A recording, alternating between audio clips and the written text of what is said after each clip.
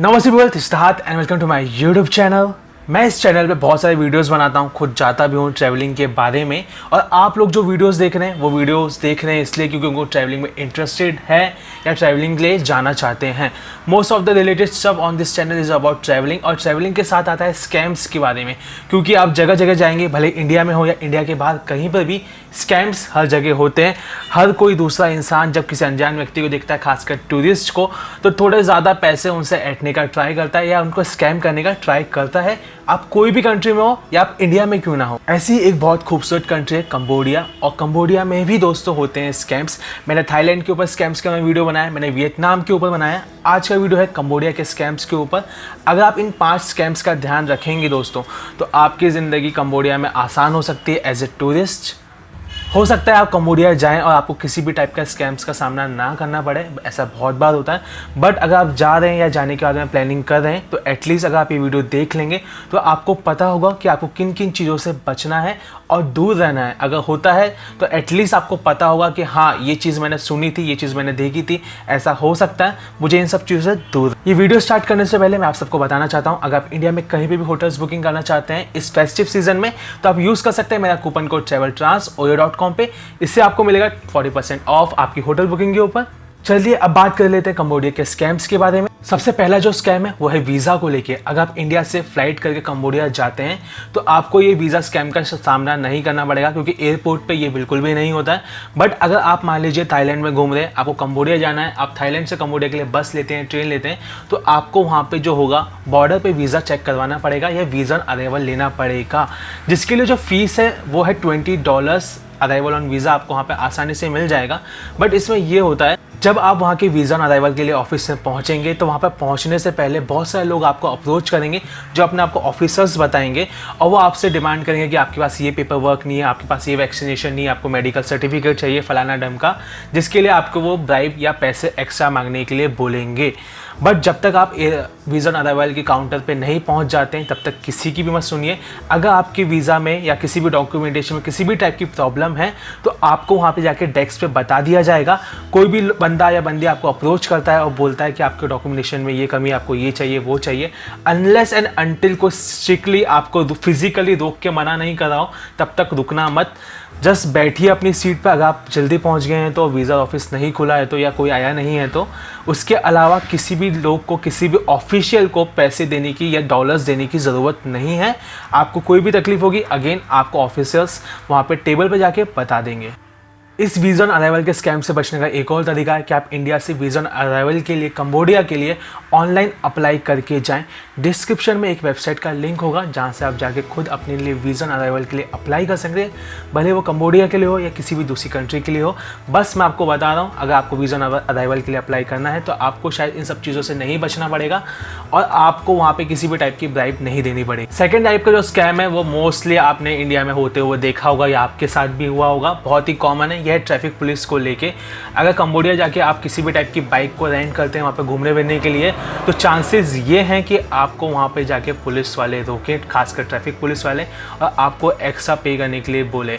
भले आप किसी भी टाइप के रूल्स फॉलो कर रहे हो, आपने हेलमेट पहना हो, एक बहुत ही अजीबोगरीब रूल है वहाँ पे कि आप वहाँ पे जो रेंटेड बाइक लेते हैं या जो भी किसी टाइप के 2 व्हीलर्स लेते हैं, तो दिन के टाइम अगर वहाँ की जो हेडलाइट है वो ऑन हुई तो उसके लिए भी आपको फ़ाइन पे करना पड़ेगा।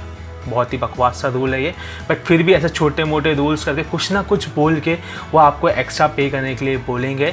इससे बचने के लिए आप ये कर सकते हैं, या तो पलट जाइए, यू टर्न मार के भाग जाइए, ये सबसे कॉमन है, इंडिया में भी लोग करते हैं। नहीं तो जहाँ से आप बाइक रेंट पे लेते हैं उनसे पूछ लीजिए कि पुलिस वाले कहाँ कहाँ खड़े हैं, ऐसे थोड़ी बहुत इन्फॉर्मेशन ले लीजिए और कोशिश कीजिए जितना हो सके उतना फॉलो कीजिए रूल्स को। अगर सब कुछ फॉलो करने के बाद भी वो नहीं मानते तो जस्ट पे देम, और क्या करेंगे।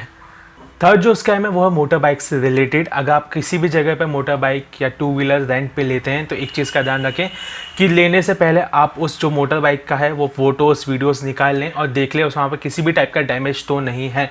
अगर डैमेज है तो ओनर को बताइए और ये चीज़ें वापस उसको बताइए कि ये सब गड़बड़ है, ये सब मैंने नहीं किया, ये सब चीज़ें पहले से उसमें हैं, तो एटलीस्ट आपके पास प्रूफ रहेगा। क्योंकि अगर आपने वो सब चीज़ें चेक नहीं की और बाद में आप उसको आके ये बोलते हैं कि इसमें सब चीज़ें हैं, तो आपको एक्स्ट्रा पे करने के लिए बोलेगा। अदर देन डैट ये चीज़ें भी होती हैं, मान लीजिए आपके पास गाड़ी 2-3 दिन से है, आप चला रहे हैं और ऑफकोर्स उन्होंने आपको की दी है और की कॉपी उनके पास भी होती है।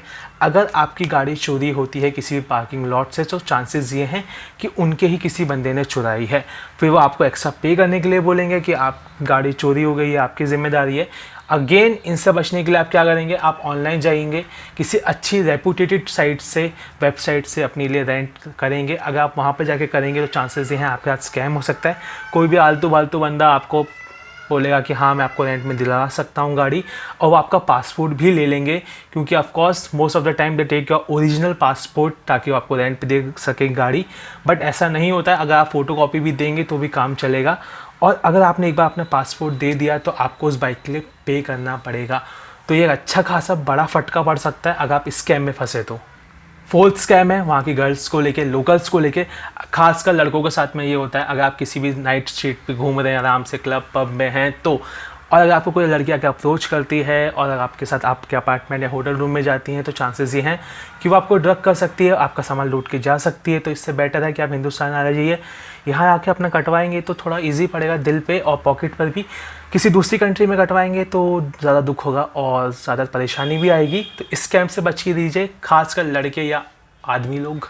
इस लिस्ट का फिफ्थ और आखिरी स्कैम या थेफ्ट बोल लीजिए, कंबोडिया में लोग, अगर आप किसी टुक टुक या ऑटो रिक्शा में बैठे हैं, आपकी फीमेल जो फ्रेंड है जो भी है, उनका पर्स बाहर लटका हुआ है तो शायद कोई स्नैच करके ले जा सकता है, आपका फ़ोन, आपका कैमरा स्नैच करके ले जा सकता है। अगर आप बीच पे हैं तो अगर आपने अपना लगेज थोड़ा साइड में रख के बीच पर आप मस्त घूम रहे हैं तो तब भी कोई चीज़ आपका सामान चुरा सकता है। तो ये छोटी मोटी चीज़ों का ध्यान रखना, क्योंकि अगर आपके पास बड़ा कैमरा है तो फिर आपको अच्छा खासा बड़ा फटका पड़ सकता है। नहीं तो अगर आपका कोई फ़ोन भी चुरा ले तो आपको अच्छा नहीं लगेगा, काफ़ी सारी परेशानी आ सकती है अगर आपका फ़ोन भी चोरी होता है तो। ये सब चीज़ें नॉर्मल है वहाँ पे, तो इन चीज़ का ध्यान रखें। कंबोडिया ऑफकोर्स बहुत सारी खूबसूरत कंट्री है, बहुत सारे खूबसूरत बीचेज़ हैं वहाँ पे, टेम्पल्स हैं, और बहुत सारे लोग इंडियंस वहाँ पे जाते भी हैं घूमने के लिए। बट फिर भी कहीं ना कहीं कुछ बुरे लोग होते हैं जो आपका एक्सपीरियंस ख़राब कर सकते हैं। तो ये वीडियो उन्हीं के लिए था।